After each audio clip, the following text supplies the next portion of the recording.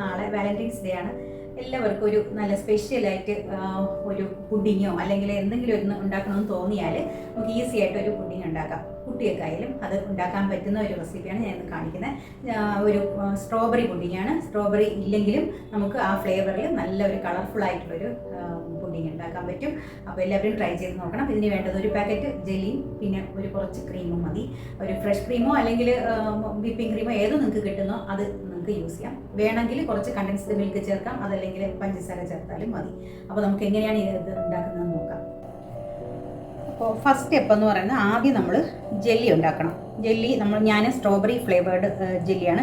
Raspberry കിട്ടും. നിങ്ങൾക്ക് കിട്ടിയില്ല, സ്ട്രോബെറി കിട്ടിയില്ല എന്നുണ്ടെങ്കിൽ റാസ്ബെറി വാങ്ങിച്ചിട്ട് കുറച്ച് സ്ട്രോബെറി എസൻസ് ഒഴിച്ചു കൊടുത്താലും മതി. അപ്പോൾ നല്ല മണം. റാസ്ബെറിക്ക് കുറച്ചൊരു നമ്മൾ മരുന്നിൻ്റെ ഒരു ഫ്ലേവർ തോന്നും.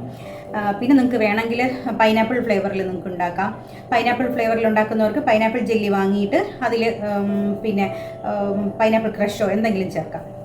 അതൊരു കൂടുതൽ എക്സ്ട്രാ ഫ്ലേവറിനാണ് ഞാൻ പറയുന്നത്. അപ്പോൾ ഈ സ്ട്രോബെറി ഒരു പാക്കറ്റാണ് ഞാൻ ഈ ജെല്ലി യൂസ് ചെയ്യുന്നത്. അതിൽ നമ്മൾ പാക്കറ്റിൽ നമ്മൾ ഇൻസ്ട്രക്ഷൻ കൊടുത്തിട്ടുണ്ടായിരിക്കും. അവർ കൊടുത്തിട്ടുള്ള ഇൻസ്ട്രക്ഷൻ അനുസരിച്ച് ഉണ്ടാക്കിയാൽ മതി. പക്ഷേ അതിൽ 500 ml വാട്ടറാണ് പറഞ്ഞേക്കണേ. അപ്പോൾ നമ്മൾ അത്രയും ചേർക്കുമ്പോൾ കുറച്ച് ലൂസായി പോകും.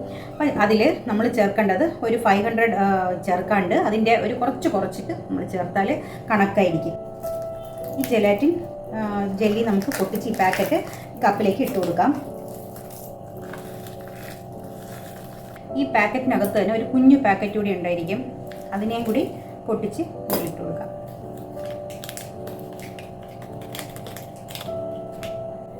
വെള്ളം വേണ്ടത് നമ്മൾ നല്ല തിളച്ച വെള്ളം, തിളച്ചതിന് ശേഷം ഒന്ന് ഓഫ് ചെയ്ത് 1 മിനിറ്റ് കഴിഞ്ഞ് നമുക്ക് യൂസ് ചെയ്യാം. ഇതിൽ ഞാൻ 500 ml ആണ് അവർ പറഞ്ഞേക്കുന്നത്. ഈ ഒരു കപ്പ് എന്ന് പറയുന്നത് 250 ആണ്. 250 പിന്നെ അതിൻ്റെ ഒരു പകുതിയും ഞാൻ എടുക്കുന്നുള്ളൂ. 500 ml എടുക്കുന്നില്ല. അപ്പോൾ നിങ്ങൾ പെട്ടെന്ന് സെറ്റായി കിട്ടാനും തണുക്കാനും വേണ്ടിയിട്ട് ഈ 500 ml വെച്ചിട്ട് നമ്മൾ ഈ ഇതിനെ മിക്സ് ചെയ്യണം. മിക്സ് ചെയ്തിട്ട് പിന്നെയുള്ള പകുതി കപ്പ് 250യുടെ പകുതി ഒരു ഇത്രയും എടുത്താൽ മതി. അത് നിങ്ങൾ സാധാ വെള്ളം, തിളപ്പിച്ചാറിയ വെള്ളം ചേർക്കണം. അപ്പോൾ നമ്മുടെ ഈ മിക്സ് എളുപ്പം ഒന്ന് തണുത്ത് കിട്ടും. ഇതിപ്പോൾ ഇത്ര ഈ 500 ml 250 ml ഒഴിച്ചപ്പോൾ തന്നെ അത് നന്നായിട്ട് അലിഞ്ഞ് കിട്ടും. പിന്നെ വേണ്ടത് ഇതിലൊരു നോർമൽ വാട്ടർ എന്നുവെച്ചാൽ തിളപ്പിച്ചാറ്റിയത്, നമ്മൾ കഴിക്കാൻ വേണ്ടി യൂസ് ചെയ്യുന്നതല്ലേ. അപ്പോൾ തിളപ്പിച്ചാറിയത് തന്നെ എടുക്കണം. ഇതിപ്പോൾ നന്നായിട്ട് അലിഞ്ഞു. അപ്പോൾ ഈ മിക്സ് നന്നായിട്ട് അലിഞ്ഞു കഴിഞ്ഞു. ഇതിലേക്ക് ഇനി ബാക്കി ഒരു 1/2 കപ്പ് അതുകൂടി ഒഴിച്ചു.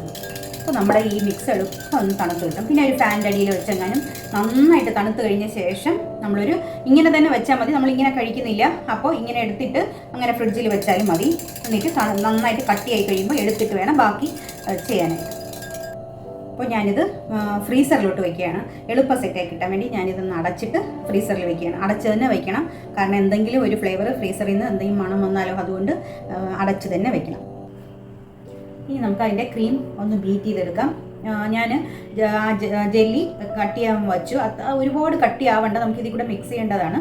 അപ്പോൾ ഒരു ബൗളിലേക്ക് 1 കപ്പ് ക്രീം ഞാൻ ഒഴിച്ചെടുക്കണം. ഇത് വിപ്പിംഗ് ക്രീമാണ്. വിപ്പിംഗ് ക്രീം അല്ല, സാധാ ഫ്രഷ് ക്രീം യൂസ് ചെയ്യാം. ഏത് ടൈപ്പ് ക്രീം വേണമെങ്കിലും നമുക്ക് യൂസ് ചെയ്യാം.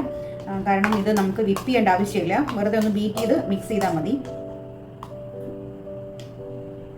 ഇതിലേക്ക് ഒരു 1/4 കപ്പ് പഞ്ചസാര, അതിൻ്റെ പകുതി ഞാൻ ചേർക്കുകയാണ്. കുറച്ച് മിൽക്ക് മെയ്ഡ് കമ്പൽസറി അല്ല, വേണമെങ്കിൽ ചേർത്താൽ മതി. കുറച്ച് ഞാൻ ചേർക്കുന്നുള്ളൂ. പഞ്ചസാര ചേർക്കുന്നുണ്ട്. ഒരു മണത്തിനായിട്ട് സ്ട്രോബെറി എസൻസ് ഇതില്ലെങ്കിൽ ചേർക്കണ്ട. പക്ഷേ ഇത് കുറച്ച് ചേർക്കുകയാണെങ്കിൽ നല്ല ഒരു മണം വരും. പിന്നെ കുറച്ച് സ്ട്രോബെറി ഞാൻ എടുത്ത് വെച്ചിട്ടുണ്ട്. ഇത് ശരിക്കും പറഞ്ഞാൽ ചേർക്കേണ്ട ഒരാവശ്യമില്ല. ഞാൻ ചുമ്മാ വീഡിയോയ്ക്ക് ആയതുകൊണ്ട് ചേർക്കുന്നതാണ്. കാരണം നമ്മളിവിടെ വാങ്ങുന്ന സ്ട്രോബെറി ഒട്ടും മധുരമില്ല. നിങ്ങൾക്ക് സ്ട്രോബെറി ക്രഷ് എങ്ങാനും കയ്യിലുണ്ടെങ്കിൽ അത് ചേർക്കാം.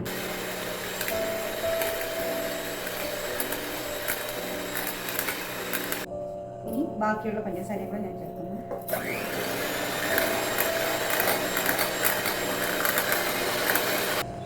ഈ ജെല്ലി കൂടി നമുക്ക് ഇതിലേക്ക് ചേർക്കാം. ജെല്ലി ഇതിലെല്ലാം കൂടി മിക്സിയിലിട്ടൊന്ന് അടിച്ചാലും മതി.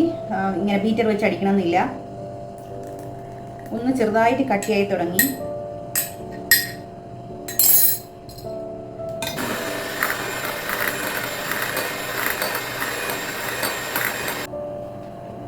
നന്നായിട്ടൊന്ന് മിക്സ് ചെയ്തു. ഒരുപാട് ബീറ്റ് ചെയ്ത് അങ്ങനെ ആക്കണ്ട. വിപ്പിംഗ് ക്രീം ആണെങ്കിലും ഏത് ക്രീം ആണെങ്കിലും.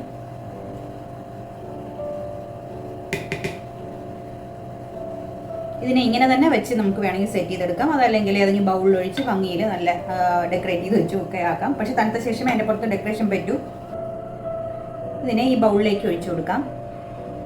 ഇത് വീഡിയോയ്ക്ക് ആയതുകൊണ്ടാണ് ഞാൻ ഇതിനെ ബൗളിലേക്ക് വേറെ ബൗളിൽ ഒഴിച്ചത്. ഇല്ലെങ്കിൽ ഈ ഒരു നമ്മൾ മിക്സ് ചെയ്യുന്ന ബൗളിൽ വെച്ച് തന്നെ അങ്ങ് സെറ്റ് ചെയ്താൽ മതി.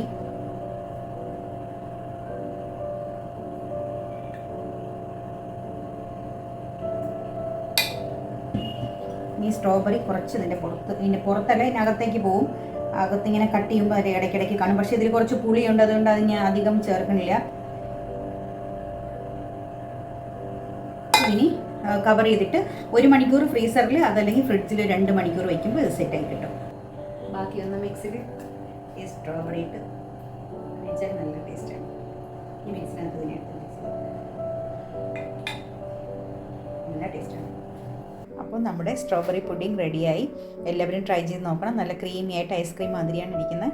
അപ്പോൾ വളരെ ഈസി അല്ലേ ഉണ്ടാക്കാൻ. അപ്പോൾ നാളെ വാലന്റൈൻസ് ഡേ ആയിട്ട് എല്ലാവരും ഒന്ന് വീട്ടിൽ ട്രൈ ചെയ്ത് നോക്കണം. അപ്പോൾ ഹാപ്പി വാലന്റൈൻസ് ഡേ.